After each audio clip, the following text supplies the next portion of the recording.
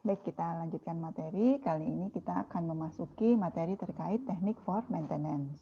Jadi seperti yang sudah kita ketahui bersama bahwa pemeliharaan perangkat lunak ini pada dasarnya adalah kegiatan untuk memelihara, dalam hal ini bisa memperbaiki kesalahan, meningkatkan fungsionalitas, dan juga adaptif terhadap perubahan, serta preventif terhadap kemungkinan terjadinya persoalan di kemudian hari.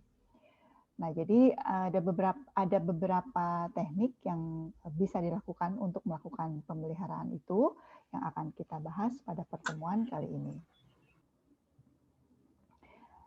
Kembali ke struktur perkuliahan software maintenance atau body of knowledge dari software maintenance.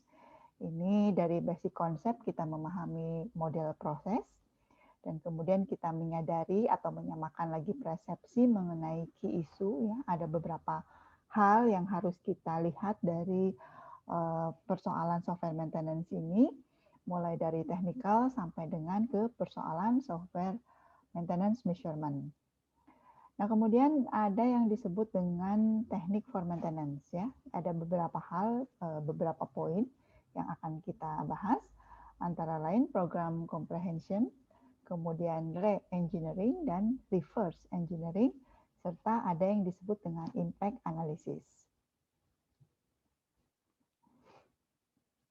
Nah, di sini kita lihat bahwa agar pemeliharaan kita berlangsung efektif, maka kita memerlukan teknik yang spesifik untuk melakukan pemeliharaan itu sendiri.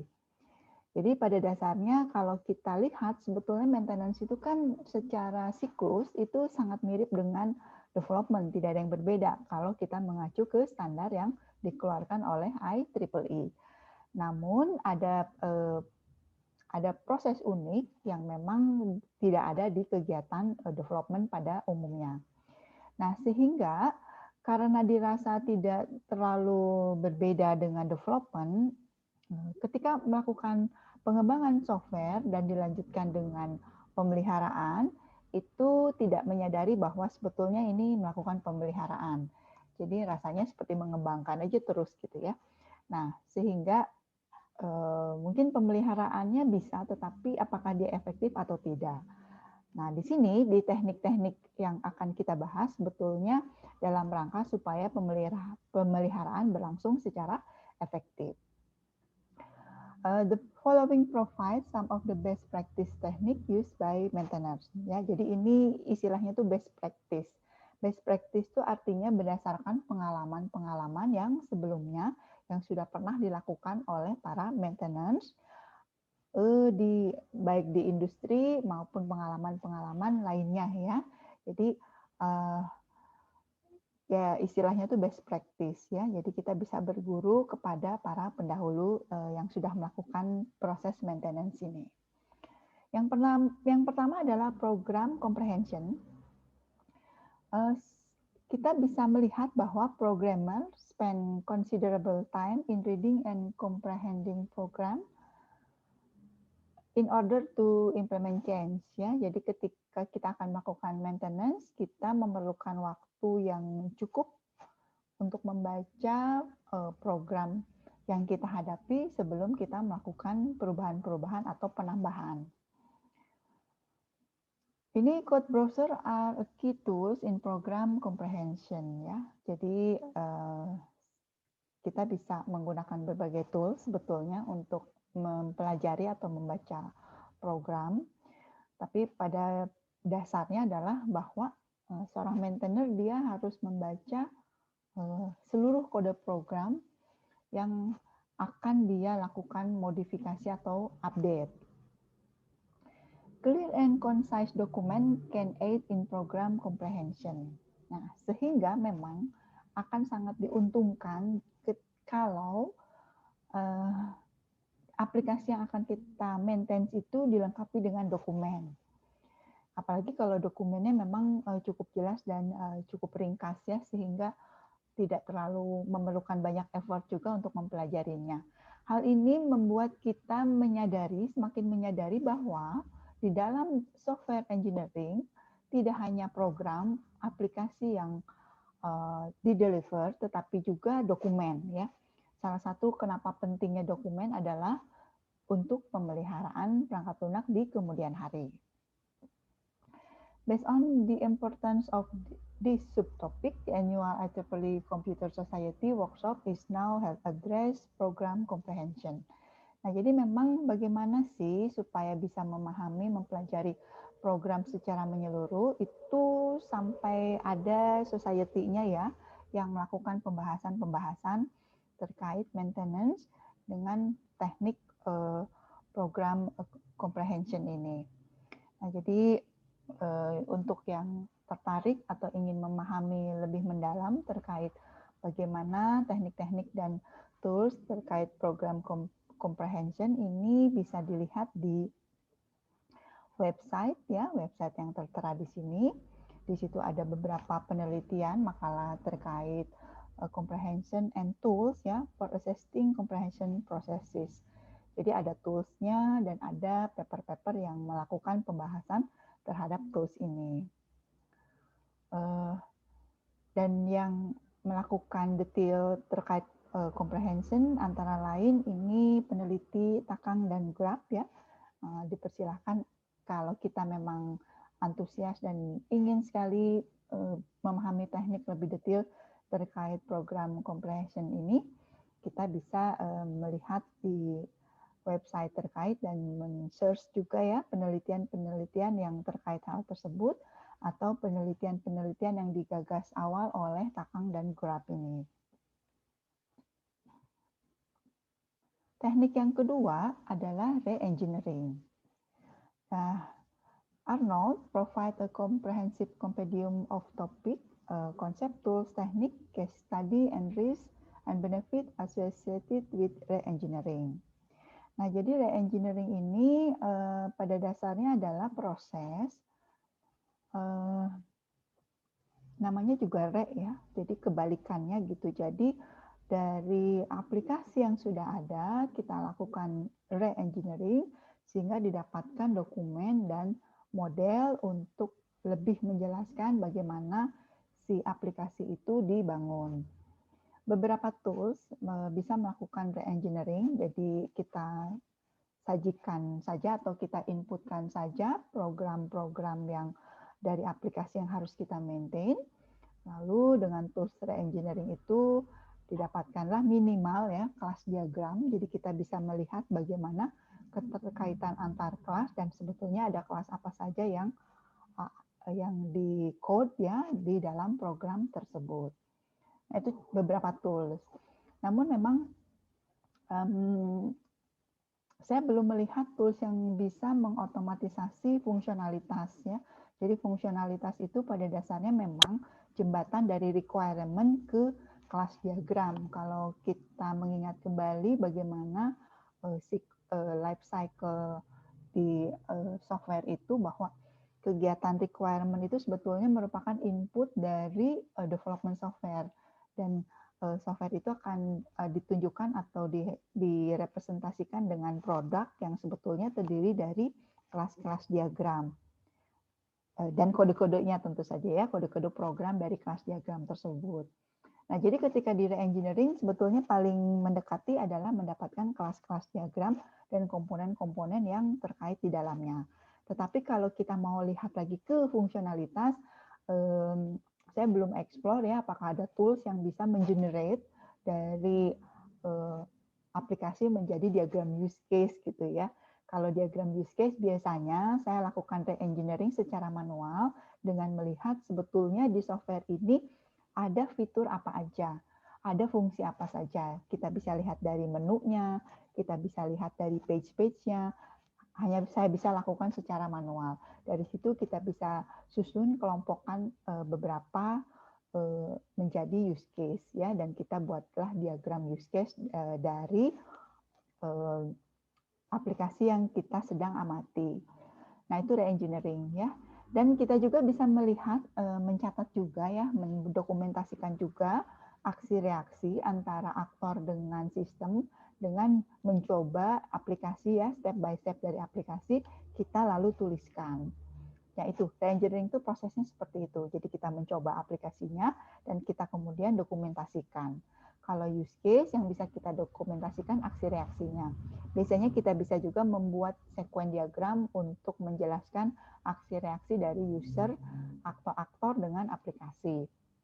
Nah, jadi re-engineering itu seperti itu ya, bagaimana melakukan memodelkan kembali dari aplikasi yang sudah ada menjadi aplikasi yang menjadi model-modelnya.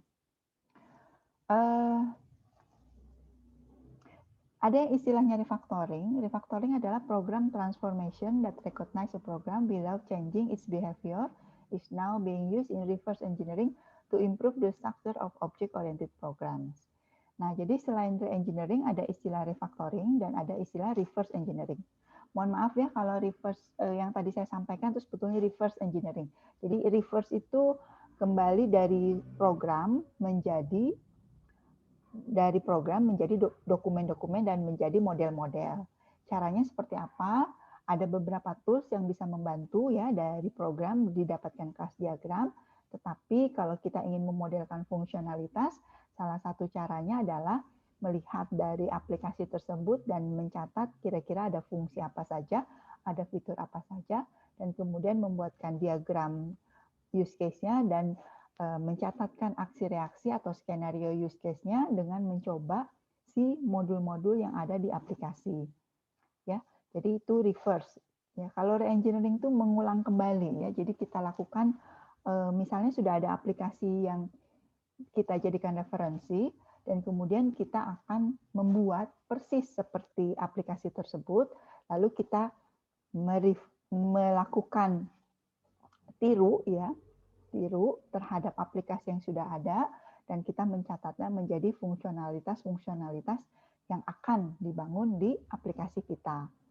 Nah, jadi sebagai contoh misalnya kita sudah memiliki sistem informasi akademik punya kita ya, dan kita melihat di tempat lain ada juga sistem informasi akademik yang kita lihat ada beberapa fungsionalitas yang ternyata sangat bagus ya, sangat kita perlukan. Nah, di situ kita mengamati seperti apa sih fungsionalitasnya, lalu kita tiru dan kita kembangkan di aplikasi yang sudah kita miliki. Nah, prosesnya kira-kira seperti itu di re-engineering itu. Bisa juga kita sama sekali ingin, kalau aplikasinya kita asumsikan sudah pensiun ya, kita sudahi, kita mau membuat baru dari awal, dan kita melihat, oh aplikasi sistem akademik di institusi X ini sangat baik dan sangat lengkap, sehingga kita mengambil semua fungsionalitas yang ada di sana untuk dikonstruksi ulang di aplikasi yang kita bangun, yang kita miliki. Nah, itu proses re-engineering itu kira-kira seperti itu ya. Jadi mengulang kembali dari yang sudah ada, kita buat ulang, dan di sana ada yang disebut dengan refactoring, di mana refactoring itu sebetulnya merapihkan kembali program-program tanpa mengubah fungsi-fungsinya.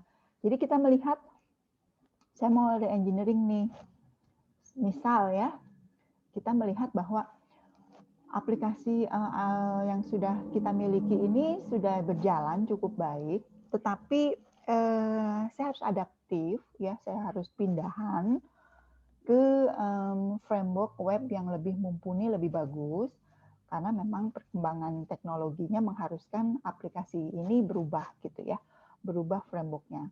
Nah, itu termasuk re-engineering. Jadi kita membuat aplikasi yang sama, tetapi pindahan frameworknya ya. Jadi kita ingin ganti frameworknya, berbagai versinya kita tingkatkan. Sementara dari sisi fungsionalitas sebetulnya tidak ada hal yang baru. Itu pun re-engineering. Jadi re-engineering itu prinsipnya kita mengulang kembali ya, mau dari awal terhadap aplikasi kita, mau lihat aplikasi orang terus kita pakai di tempat kita, bisa juga kita melihat beberapa fitur di aplikasi orang lain kok bagus ya, mau kita terapkan di kita. Nah, itu sebetulnya dari yang sudah ada kita terapkan, kita awali, ulangi lagi semua, itu re-engineering. Nah, re-engineering, refactoring, dan reverse itu ya sebetulnya saling berkaitan ya. Di dalam re-engineering memang kadang diperlukan refactoring ketika memang aplikasi-aplikasi codingan di dalam aplikasi itu ternyata harus dirapikan kembali, tetapi fitur-fitur atau fungsinya sebetulnya tidak perlu diubah. Jadi secara input ya dan output sudah betul, tetapi di dalam prosesnya kok tidak ada keseragaman penamaan, tidak ada konvensi gitu ya. Kemudian tidak ada standar dalam melakukan koneksi misalnya ya, dalam melakukan CRUD, kenapa tambah data ini beda-beda dari setiap modul. Nah, itu kita rapikan kembali, itu yang disebut dengan refactoring. Tetapi secara fungsional tidak ada yang ditambahkan. Nah, jadi istilah re-engineering, refactoring, reverse itu memang istilah yang saling tidak bisa dilepaskan satu sama lainnya ya. Kaitannya sangat erat. Nah, reverse engineering sendiri itu sebetulnya secara definisi adalah proses of analyzing a subject system to identify the system component and their interrelationship and to create representation of system in another from or at higher level of abstraction ya. Jadi di sini kita melihat bahwa reverse itu menganalisis subject system untuk identifikasi komponen-komponen sistem dan bagaimana komponen tersebut saling berelasi dan untuk membuat representasi sistem di dalam bentuk level abstraksi yang lebih tinggi. Maksudnya level abstraksi yang lebih tinggi itu ya tadi ya model-model yang bisa kita dokumentasikan. Jadi kalau source code itu udah bentuk aplikasi yang paling apa ya source gitu ya, source code gitu. Nah, orang kan kalau disuruh membaca source code luar biasa. Kalau kita sajikan dalam bentuk model ya, diagram kelas, diagram use case, itu sebetulnya jauh membantu. Setidaknya bahwa kelas-kelas diagram dokumen yang kita miliki itu bisa kita comparekan dengan source code-nya. Jadi setidaknya bisa menjadi pointer atau reference gitu ya, meskipun tetap saja source code yang harus dihadapi oleh seorang maintainer. Nah, jadi reverse engineering ini sebetulnya kegiatannya bersifat pasif ya, maksudnya tidak mengubah sistem ya, tidak juga membuat hal baru, tetapi betul-betul a simple reverse engineering effort primarily produce call graph and control flow graph from source code. Jadi memang reverse itu dari source code ke bentuk lain ya, yang abstraksinya lebih tinggi. Abstraksi lebih tinggi itu artinya lebih mudah untuk dipahami oleh pembaca ya. Nah, itu biasanya dalam bentuk grafik ya, ada graph, ada flow graph ya atau control flow graph ya. Jadi dari bisa menggunakan tools, bisa juga manual ya. Nah, bisa juga reverse itu ya tadi yang saya jelaskan dari source code menjadi diagram kelas. Oke ya, jadi bagaimana melakukannya? Ya tadi bisa ada tools, tapi tools juga harus dieksplorasi seberapa kuat dia melakukan reverse ya, seberapa kuat itu maksudnya seberapa rapih dan seberapa bukan konkret ya, seberapa lengkap gitu ya dia bisa melakukan dari source code menjadi dokumen. Bisa juga memang kita ya tadi program comprehension, jadi kita baca ya kita buatkan dokumen agar supaya tim yang lain juga bisa memahami ya, sifatnya menyamakan persepsi dari source code menjadi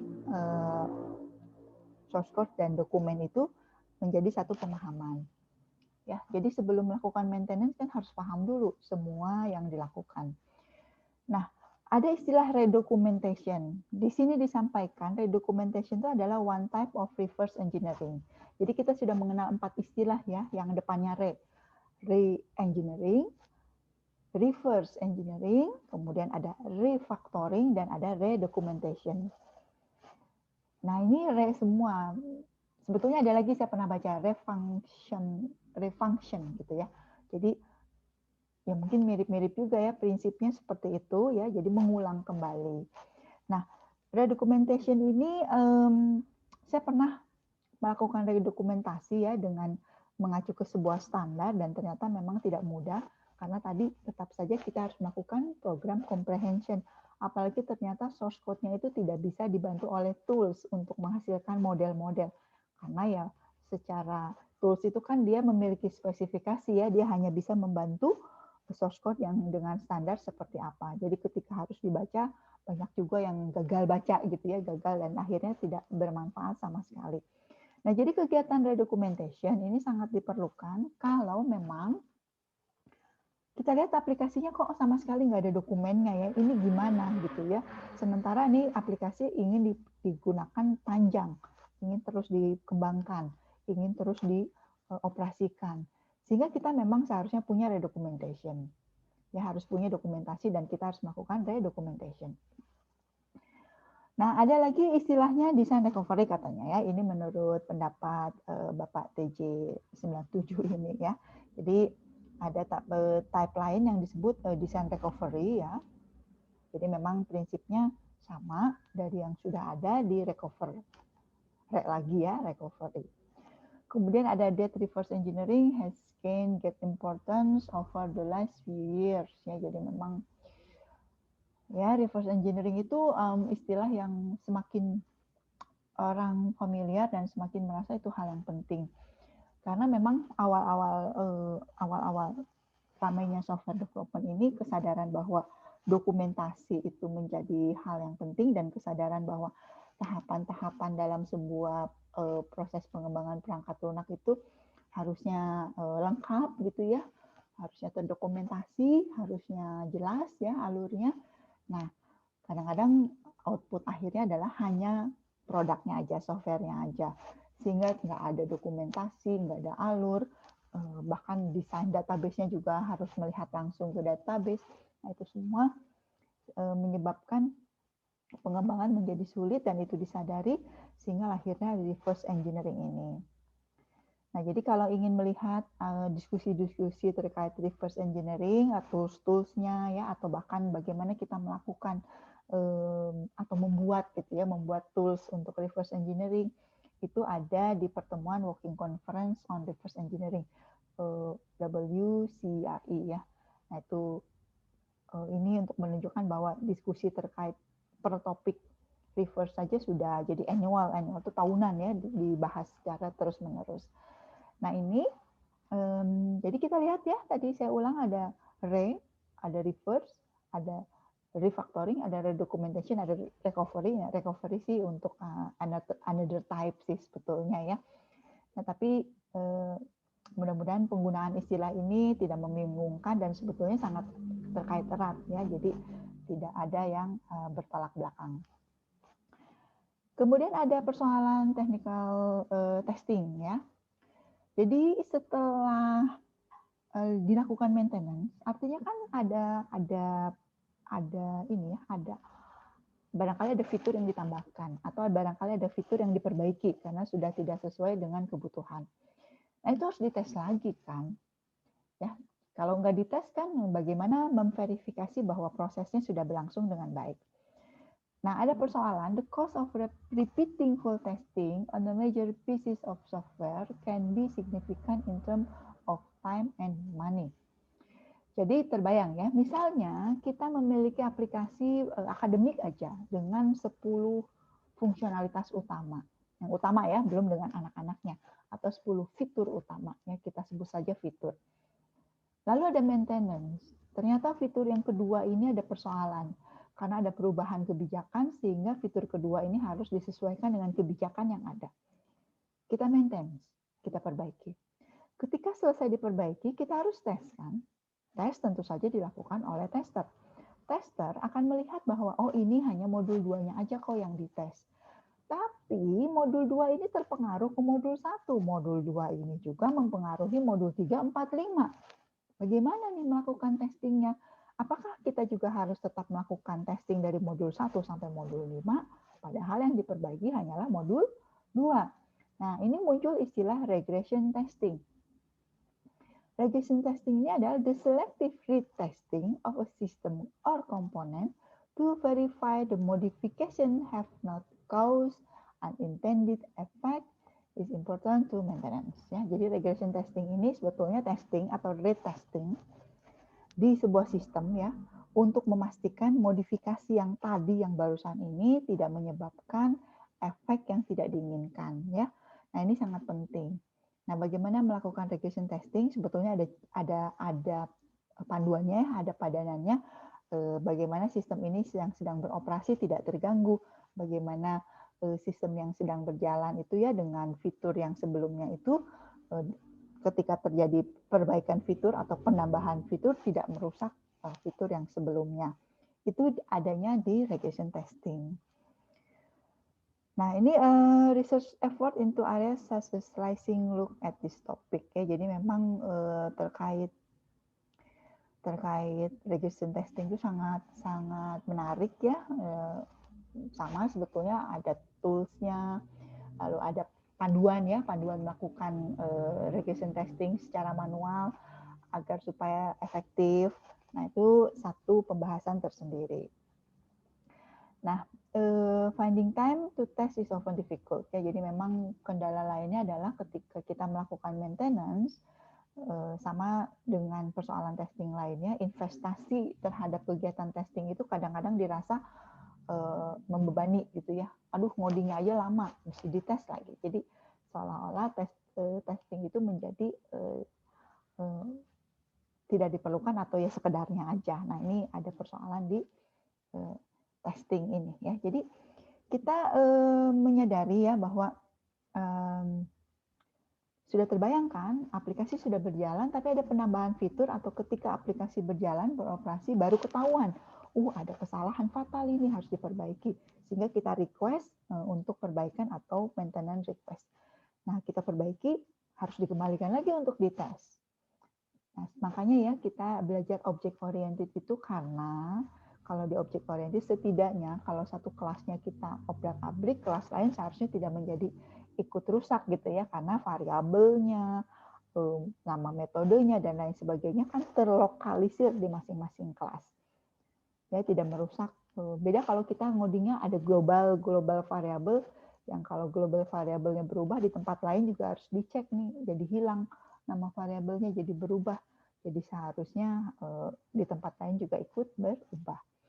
Nah, jadi ini yang lihat lagi regression testing, barangkali sudah pernah mendengar, tetapi yang dimaksudkan regression testing ini adalah kegiatan testing untuk memastikan modifikasi tidak menyebabkan kerusakan ya, menyebabkan cacat yang tidak diinginkan baik di tempat lain maupun di modul itu sendiri. Dan terakhir ada yang disebut impact analysis. Nah, sebetulnya ini istilah impact analysis itu istilah umum ya, termasuk juga muncul di istilah di software maintenance ini. The software and the organization must both undergo impact analysis. Ya. Jadi memang sih yang namanya development software itu seolah-olah jantungnya itu adalah para programmer ya, para analis gitu ya, para desainer, para tester. Tapi sebetulnya keberhasilan sebuah software bisa dijalankan, bisa dioperasikan itu tergantung sekali dengan organisasinya. Bagaimana semakin sadar ya, tingkat kesadaran yang tinggi betapa pentingnya software di dalam sebuah organisasi, itu menyebabkan atau memudahkan si software itu digunakan. Tidak sedikit ya, banyak yang kegagalan penerapan software itu karena organisasinya yang tidak memiliki kebijakan baik reward maupun punishment ataupun kebijakan lainnya ya agar supaya software itu mau digunakan oleh para internal organisasi. Itu kejadian klasik. Jadi bagaimana software itu dibangun, tapi ketika diwajibkan untuk digunakan banyak penolakan dan akhirnya sama sekali tidak digunakan. Nah, jadi di sini memang termasuk juga ke maintenance, bagaimana software dan di organisasi itu harusnya memang memperhatikan bagaimana impact dari maintenance ini. Critical skill, documentation, and process are needed for this area. Impact analysis is necessary for risk abatement. Nah, jadi memang di kegiatan impact analysis itu sebetulnya kita memperlihatkan atau mencari ya resiko-resiko kalau maintenance ini dilakukan. Biasanya sih kalau resikonya terlalu tinggi ya memang akhirnya ya sudah modifikasinya mungkin kita pending dulu atau lain sebagainya ya. Jadi di risk abatement ini kita menetapkan resiko-resiko yang mungkin terjadi dan memutuskan atau minimal merekomendasikan bagaimana proses ini akan dilakukan atau tidak. Ya, jadi di impact analysis ini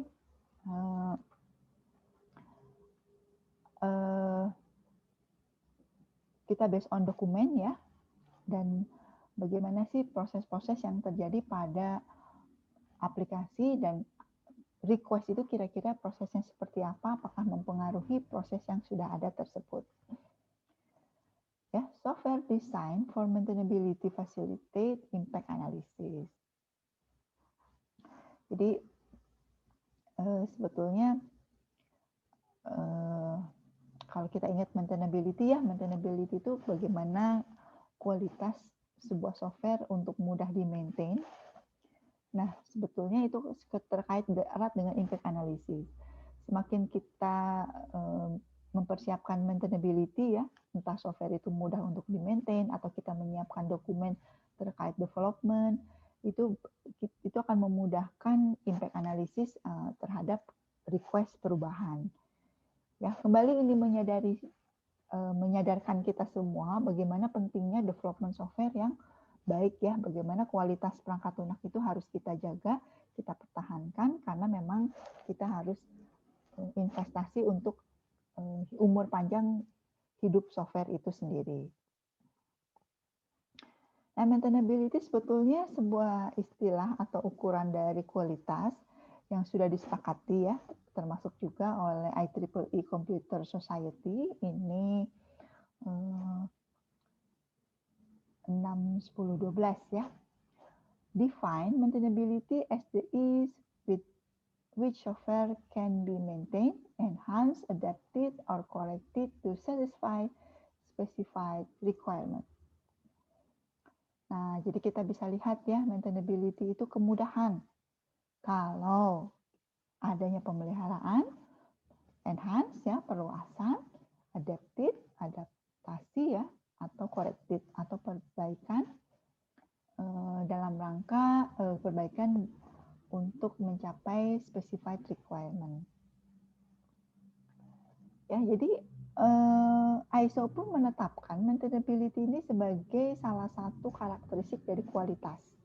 Jadi kita mengenang kembali ya kualitas perangkat lunak. Jadi kalau saya tuh selalu berpesan pada anak-anak, bikin software itu beragam ya, tergantung dari quality yang mau kita kejar. Kita juga harus ingat yang namanya engineer itu adalah proses yang menghasilkan sesuatu yang berkualitas. Jadi cirinya di quality. Sehingga kita bersemangat, semua bisa coding, semua bisa membangun software. Tapi apakah software tersebut berkualitas atau tidak? Nah, quality software yang paling harus kita terapkan adalah correctness. Kok corrective ya? Correctness itu benar. Nah, disebut benar tuh gimana sih? Softwarenya sesuai dengan requirement. Itu sudah quality. Sehingga memang ketika membangun software harus jelas dulu requirement-nya. Karena bagaimana kita mengecek correctness kalau kita nggak tahu requirement-nya. Oke ya. Nah, kita bisa melihat, kalian bisa melihat orang berbondong-bondong bikin software, tetapi apakah ada daftar requirement-nya? Apakah software tersebut sesuai nggak dengan requirement? Kalau enggak, sebetulnya dia tidak berkualitas. Nah, jadi maintainability ini termasuk one of the quality characteristic ya menurut ISO ya. Maintainability feature must be incorporated into the software development effort to reduce life cycle cost. Nah, barangkali ini juga kita sudah sama persepsinya bahwa ketika software development tolonglah pikirkan maintainability fiturnya.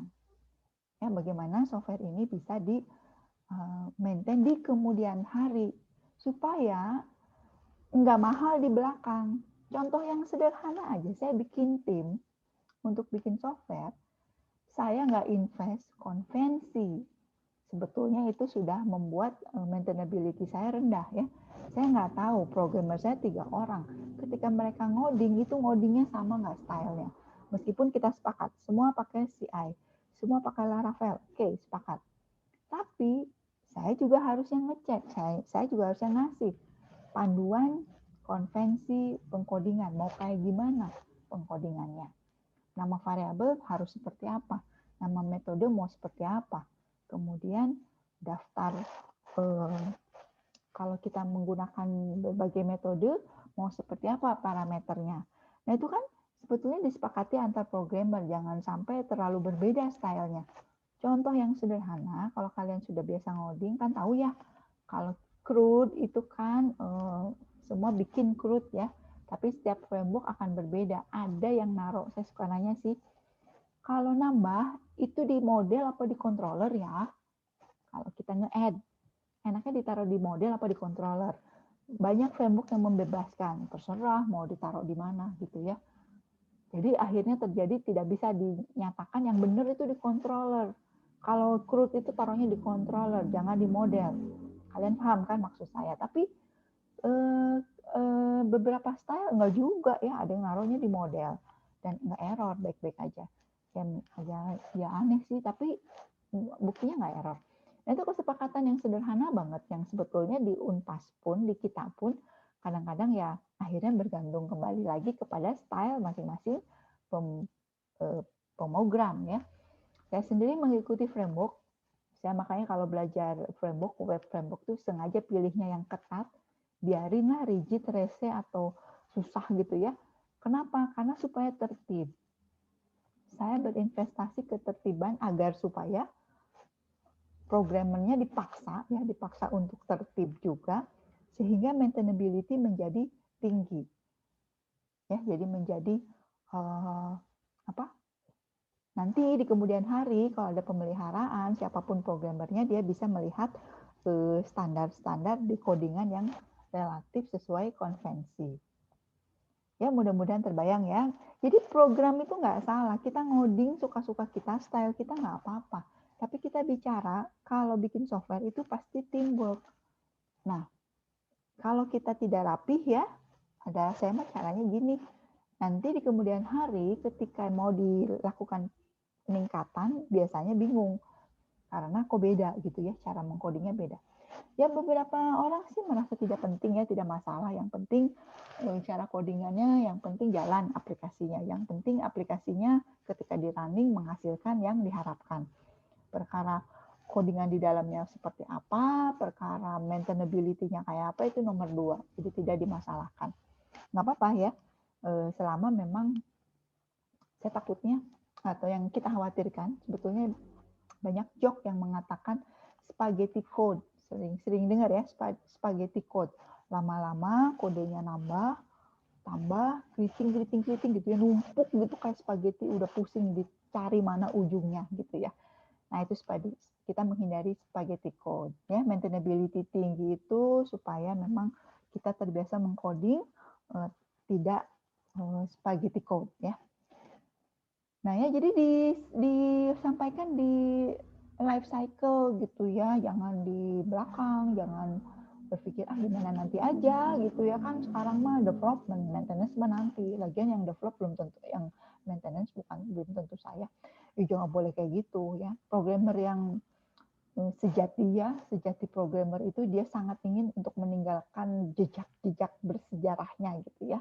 Jadi semakin banyak orang yang menggunakan aplikasi kita, semakin banyak orang yang mengambil kode-kode program kita ya, di recreate, di reverse. Wah, berarti itu sebetulnya semakin luas kontribusi kita ya. Kalau saya dikembalikan lagi ke, kalau mau monetisasi silakan. Itu ada caranya juga kan. Tapi bisa juga kita berpikir bahwa semakin banyak yang terbantu, tergunakan dengan potongan kode program kita, semakin banyak orang jadi pinter, itu ilmu yang bermanfaat. Dan kita tahu bahwa ilmu yang bermanfaat itu investasi kita tuh sampai di akhirat nanti gitu ya. Jadi saya sangat berharap anak-anak Unpas itu punya kesadaran mengcoding itu rapi, karena sebetulnya bukan untuk kita tetapi untuk anak cucu kita gitu ya. Ya kalau di dunia teknik lingkungan, bagaimana menjaga lingkungan gitu ya supaya bisa digunakan bumi itu tetap sehat untuk anak cucu kita. Saya juga sebagai programmer pengen mikirnya seperti itu, bikin program yang rapi, jangan nyampah-nyampahin internet, jangan nyampah-nyampahin dunia maya, program nggak bisa dipakai ya, cuman diupload, habis gitu nggak pernah digunakan ya, akhirnya tidak bermanfaat kan. Ya memang sih kalau kita upload sebanyak mungkin paling kapasitas kan tidak terbatas ya kalau internet tuh ya, paling bikin lamban kalau searchingnya jadi menyampah gitu ya. Beda kalau buang sampah beneran di bumi, dibuang sampah kan merusak alam. Tapi kalau kita sih bikin kode-kode program sembarangan, upload, ternyata banyak error atau ternyata tidak bisa digunakan, sebetulnya udah nyampah juga. Nah itu maksud saya ya. Jadi maintainability ini memang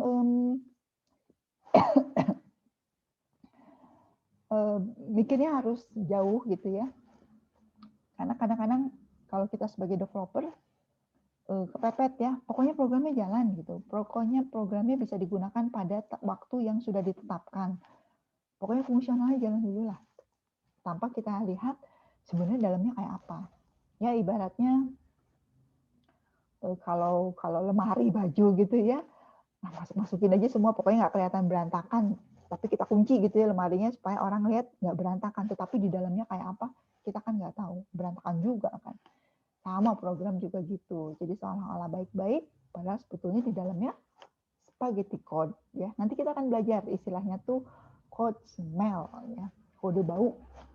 Kode itu bau gitu ya, seperti sampah, bau juga, tapi nggak ketahuan dan orang mumpung orang nggak pada tahu bahwa itu tuh sampah gitu ya. Kita belajar tahu. Dulu orang nggak ngerti kalau plastik itu nggak bisa diurai, jadi plastik itu sampah yang paling berbahaya sebetulnya ya. Kalau sekarang udah pada tahu sehingga orang semangat banget mengajarkan memilah sampah organik dan non organik. Nah, sekarang udah kayak gitu. Nah, di dunia coding, orang yang penting ngoding, orang klaim bisa ngoding, semua bisa ngoding. Everybody can code, semua harus bisa ngoding. Tapi codingan gimana yang bagus? Codingan mana yang tidak nyampah? Codingan mana yang tidak spaghetti code? Codingan mana yang tidak bau, tidak code, smell, ya. Nah, itu kita belajar di kuliah maintenance ini. Meskipun penerapannya tidak mudah ya. Jadi saya juga tidak ya namanya juga apa ya, quality itu ya kita tahu, tapi kadang-kadang pada saat pelaksanaannya tidak sesederhana itu. Seperti saya tahu memilah sampah itu penting banget, sampah organik itu harusnya dipisahkan dengan anorganik, tapi pada pelaksanaannya kadang-kadang kecampur lagi gitu ya. Nah, kurang lebih seperti itu. Ini analoginya sama sampah agak aneh ya, tapi menurut saya ya supaya terbayang gitu bahwa kode itu ada loh, code smell. Sebentar lagi kita belajar ya seperti apa sih code smell itu. Nah, ini intinya ya, kalau kita ngodingnya dari awal sudah tidak spaghetti, tidak smell ya, sudah memikirkan quality untuk maintenance-nya, ketika nanti ada evolusi terhadap software, kita ingin software itu di-maintain, diperbaiki, ditingkatkan, itu memudahkan ya. Itu lebih mudah, maintainability-nya tinggi itu memudahkan maintenance. Begitu, jadi saya lebih suka framework yang ketat, lebih suka programmer yang tertib gitu ya. Lebih suka biarin lah, mahal juga, yang penting kode-kodenya bisa saya pahami sehingga kalau nanti dikembangkan sampai 5 tahun ke depan ya lebih baik gitu ya, dibandingkan yang penting jalan tetapi ketika lihat kode di dalamnya kok ini susah difahami gitu ya, tidak ada komentar, ini koneksi basis datanya ditaruh di mana-mana dan lain sebagainya. Nah, ya, jadi tidak sesederhana penerapan, tetapi minimal kita tahu dan kita juga berharap bisa berinvestasi ya untuk melakukan coding yang clean gitu ya, clean code. Nah, ini dan itu sudah dimulai dari development-nya. Jangan nunggu maintenance-nya. Maintainability is often a problem in maintenance because maintainability is not incorporated into the software development process, documentation is lacking, and program comprehension is difficult.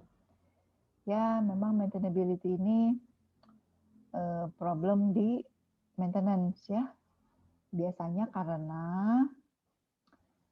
ya sederhananya ya tadi karena kita terlalu fokus ke development software sampai tidak mempertimbangkan aspek atau quality maintainability ya, dan kemudian documentation-nya lacking ya, sedikit dan minimalis gitu, dan program comprehension-nya difficult ya, programmernya mungkin ketika membuat kode dia lupa memberi komentar sehingga pembaca akan tidak paham sebenarnya apa sih ini yang di coding gitu.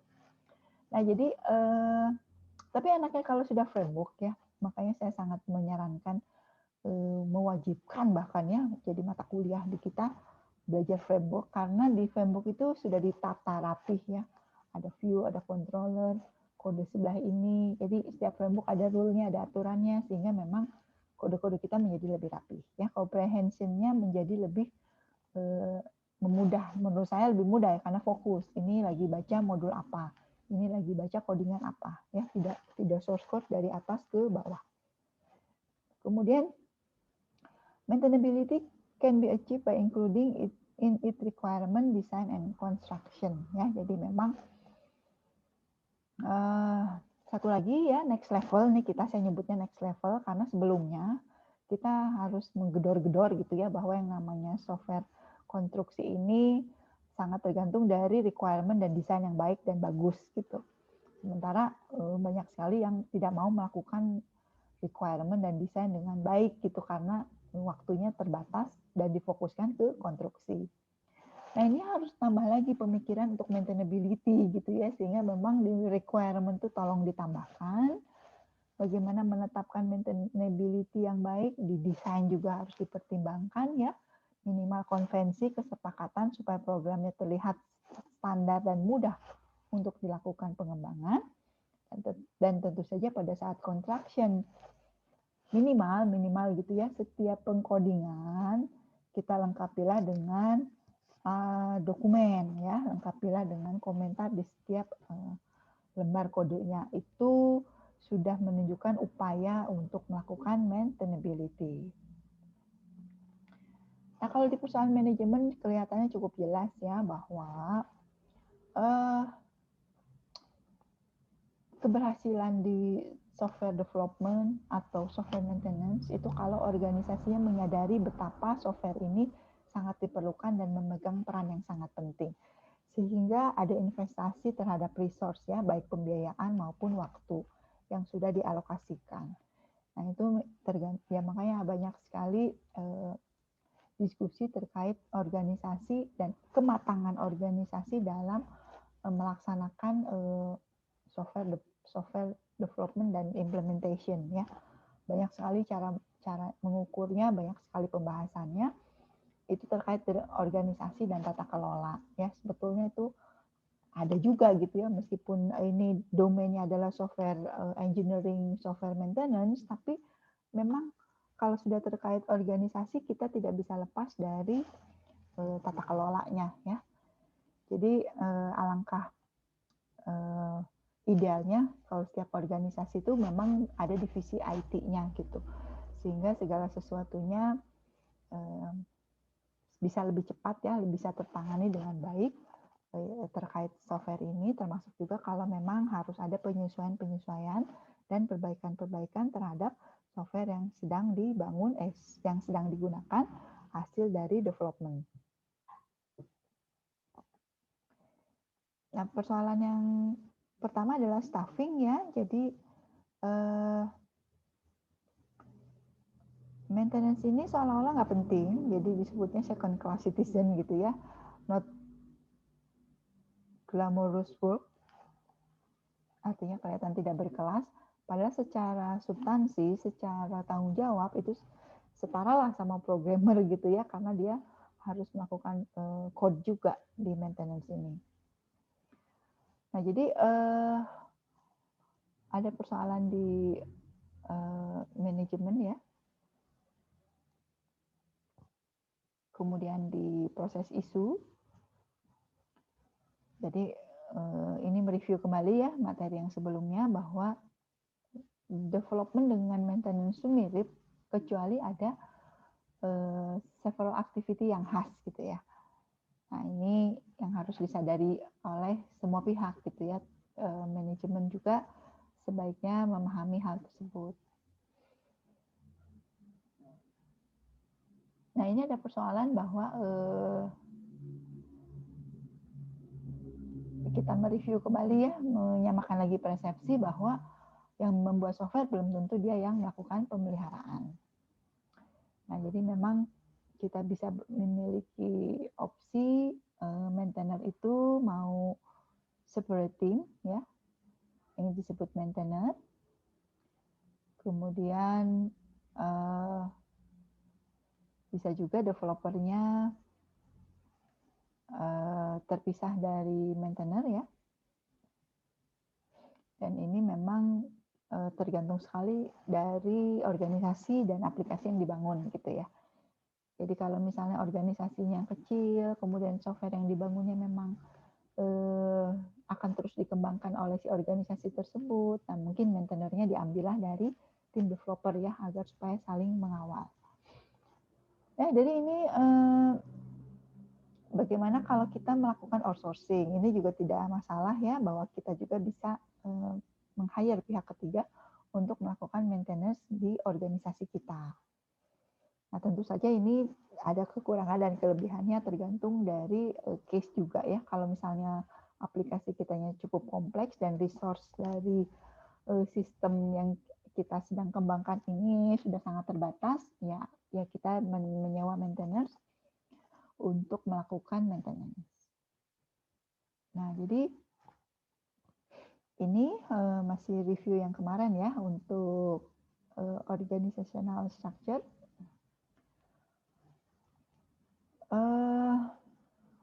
Ya memang kalau kita punya divisi IT mungkin di dalamnya ada pengembang dan ada maintainer, tapi memang nggak lazim seperti itu ya. Jadi memang bisa kita lihat tergantung case sih. Kalau kita ingin si maintainer itu bagian dari development ya ada di divisi developmentnya ya, divisi IT bagian development. Nah yang berikutnya yang cost dan estimasi, ini juga pembahasan di yang sebelum-sebelumnya. Kita mengenang kembali ya, mereview kembali ada persoalan di estimasi, karena jangankan untuk estimasi maintenance, estimasi untuk software development juga kita kadang kesulitan. Nah, boleh kita googling mengenai Kokomo ya, detail-detailnya seperti apa sih langkah-langkah untuk melakukan estimasi cost ini. Ada ya di framework, saya jangan nyebut framework ya, ini model Kokomo ini, silahkan ya. Jadi ini masih pembahasan yang minggu lalu, sehingga memang terkait software maintenance ini kita lihat bahwa mulai dari basic konsepnya, proses modelnya, isu-isu atau kendala-kendala atau hal yang harus kita perhatikan di dunia maintenance sampai dengan ke teknik. Jadi teknik itu sebetulnya yang tadi ya, yang re-nya itu ada reverse, refactoring, re-engineering, kemudian satu lagi re-documentation ya, dan recovery kalau mau, dan semuanya dikemas dalam rangka memudahkan kita melakukan maintenance dibandingkan kalau kita harus melakukan program comprehension. Nah ini dulu mungkin pemaparan terkait teknik for maintenance ya, disambung tadi mereview kembali mengenai cost dan estimasi.